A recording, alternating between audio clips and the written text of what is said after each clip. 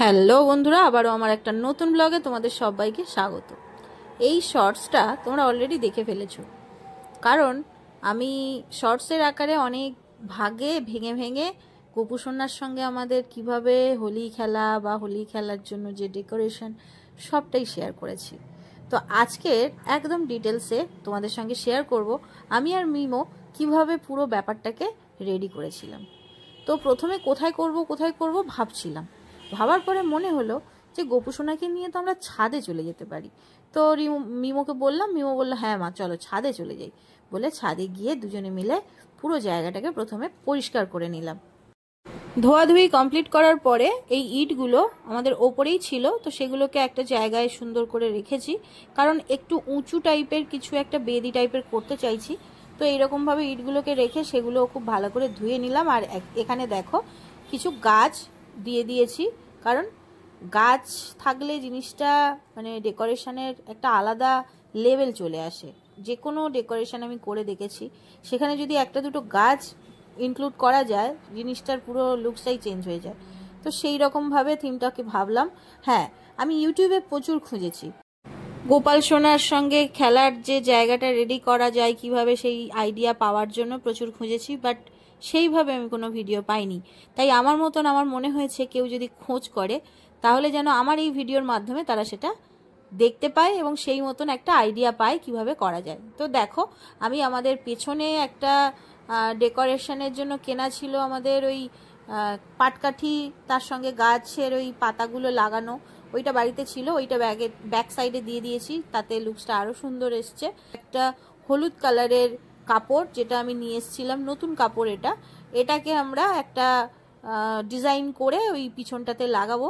তো এখনও জানি না ঠিক কীরকম, যেটা যেটা মনে হচ্ছে সেরকমভাবে নিজেদের মতন করে করার চেষ্টা করছি। আর হ্যাঁ, তোমরা যারা এইরকমভাবে নিজেদের গোপু সোনার সঙ্গে দোল খেলতে চাও তারা কিন্তু আমার মতন এইরকম ডেকোরেশন করতে পারো, বা এখান থেকে কিছুটা আইডিয়া নিয়ে নিজের মতন করে করতে পারো। তো হলুদ কাপড়টা আমি সুতো দিয়ে ব্যাকগ্রাউন্ডে বেঁধে দিয়েছি, ঠিক মিডিলটা আর দুটো সাইড আমি একটু ঝুলিয়ে পিছন থেকে দিয়ে রাখবো। তো সেই জন্য আমরা ইউজ করছি এখানে ডবল টেপ, যার ওপরে কাপড়টা চিপকে দিচ্ছি।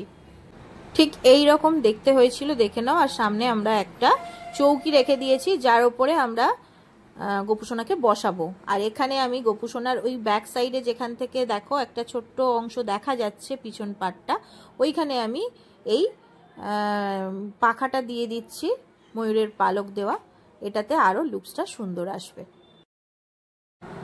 এবারে তো ব্যাকগ্রাউন্ডটা আমার রেডি হয়ে গেছে, এবারে বেদিটাকে ইটগুলোকে ঢেকে দেবো। তো এরকম লাল রঙের আমি কাপড় কিনে এনেছিলাম, যেটা ওই মাপে কেটে নেব, এবং ইটগুলোকে ঢেকে দেওয়ার পরে আমি ওপর থেকে সেই চৌকিটা, ছোট যে চৌকিটা আগে দেখিয়েছিলাম তোমাদের, ওই চৌকিটা ওর উপরে পেতে দেব।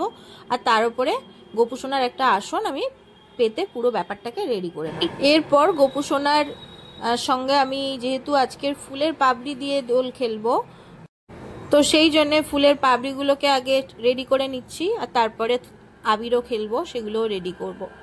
আর এই পুরো কাজটাতে কিন্তু মিমো দুজনেই আমাকে প্রচুর হেল্প করেছিল, তোমরা সেটা দেখতেই পাচ্ছ।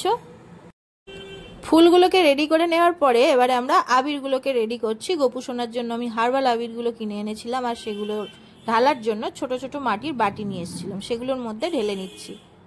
অনলাইন থেকে আমার গোপু সোনার জন্য এই হোলির সেটটা আমি কিনেছিলাম, যার মধ্যে একটা প্লেট, দুটো বাটি, একটা বালতি আর একটা ফিচকারি ছিল। খুব সুন্দর ছিল জিনিসটা। দেখো, এবারে আমি পুরো সাজিয়ে নিচ্ছি, যে বাটিতে বাটিতে করে আবিরগুলো নিয়েছিলাম সেগুলো পরপর সাজিয়ে নিচ্ছি। আর ফুলগুলো তো পাশেই রাখা আছে, দেখতেই পাচ্ছ। জল রং হিসেবে আমি এখানে বালতিটার মধ্যে একটু জল দিয়ে তার মধ্যে আবির দিয়ে দিচ্ছি, যাতে গোপু সোনার ফিচকারি খেলার জন্য যে জল রং দরকার সেটা পাওয়া যায়। পুরো জায়গাটাকে রেডি করার পরে আমি কিন্তু আমার গোপু সোনাকে নিয়ে চলে এসেছি। আর আজকের হোলি খেলবে বলে কথা, তাই গোপু সোনার একটা সাদা রঙের নতুন জামা হবে না, অনেক খুঁজে খুঁজে আমতলা থেকেই পেয়ে গেছি একদম সাদা একটা সুন্দর ড্রেস, সেটা এখন গোপু সোনাকে পরিয়ে দেব।